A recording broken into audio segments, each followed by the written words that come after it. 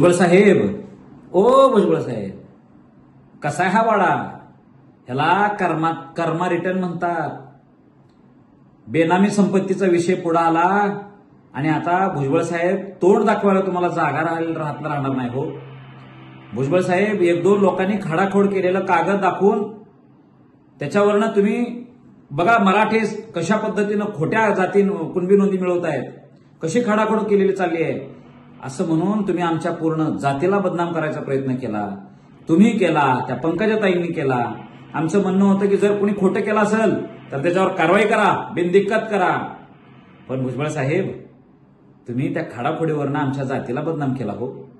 आता तुमच्या बेनामी संपत्तीच्या वरनं तुमच्या जातीला बदनाम करणं योग्य होईल का हो? तुम्ही कुणाच्या तरी मुंडी मुरगळूनच ही संपत्ती मिळवली ना. बेनामी संपत्ती म्हणजे काय असते? कुणाला तरी फसवूनच केलेला असेल ना, कायद्याची मोडतोड करूनच केलेला असेल ना, मंत्रिपदाचा गैरफायदा घेऊनच तुम्ही हे सगळं केलेलं आहे ना. तुम्ही हे चांगल्यानं कमवलेलं नाही.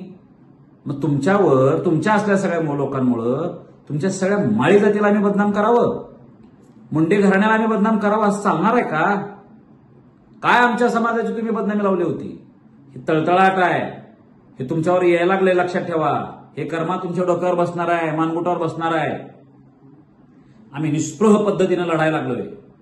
स्वतःच्या जातीचा हक्क आणि अधिकार मिळवण्यासाठी आम्ही लढतोय. आणि तुम्ही लोक प्रत्येक वेळेस खोडा घालताय, प्रत्येक वेळेस काहीतरी उणीव काढून बोट घालून वास घ्यायचा प्रयत्न करता. अरे संविधान आम्हाला द्यायला बसलेला तुम्ही अडवणारे कोण? म्हणून माझी भुजबळ साहेबांना एक विनंती आहे की तुम्ही अशा पद्धतीनं दिशाभूल करू नका.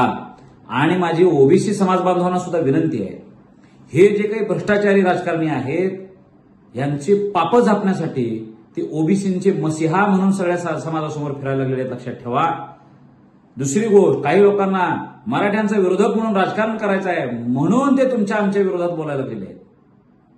त्यांच्या मनामध्ये ओबीसींचं हित, बहुजनांचं हित अजिबात नाही.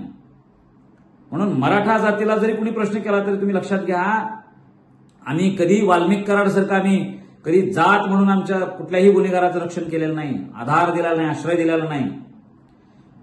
मराठा जाती सुद्धा गुन्हेगार आहेत, त्यांना कधी मराठा म्हणून आम्ही सपोर्ट केला नाही. अहो, अजित पवार जे चुकला, अजित पवारांवर सुद्धा आरोप झाले, त्यावेळेस मराठ्यांनी मराठ्याचा पोरगा आहे म्हणून कधी त्यांची बाजू घेतलेली नाही. उलट राजीनामा मागणारे सगळ्यात जास्त मराठ्याचीच माणसं होती.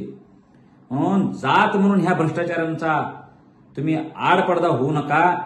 ही पाप झापायचं काम सगळ्या समाजाच्या आडून करतायत.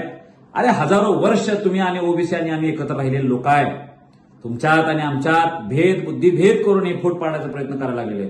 अरे आमच्या सुद्धा हक्काचा 23 मार्च 1954 आमचा हक्क हिरावला गेलेला आहे. अरे आमच्या हक्काची जमीन आहे ओबीसी आरक्षणात, ती का म्हणून या लोकांनी मिळवू द्यायची नाही? संपत्तीचं वाटप ह्या 4 भावंडांमध्ये झालं पाहिजे होतं. 3 भावांच्याकडे गेलेले आहे, 4थ्या भावाचा हिस्सा कुठं आहे? तर तो हिस्सा ओबीसींच्या हक्काच्या आरक्षणात आहे. ओबीसींच्या आरक्षणात आमचा हक्क आहे, तो हिस्सा आम्ही परत मिळवणार आहे. त्यामुळे कुणीही आड पडू नका. तुम्हाला सगळ्यांना विनंती आहे, भुजबळ साहेबांना विनंती आहे की तुम्ही तुमची पापं झापण्यासाठी जातीचा आड घेऊन मराठा आणि ओबीसीमध्ये भेदभाव करू नका, दुजाभाव करू नका. त्या संविधानाच्या शपथेला तुम्ही जागा. आणि तसं जर थोडी लाज शिल्लक असेल तर तुम्ही आजच्या आज राजीनामा द्या, अशी तुम्हाला मी विनंती करतो.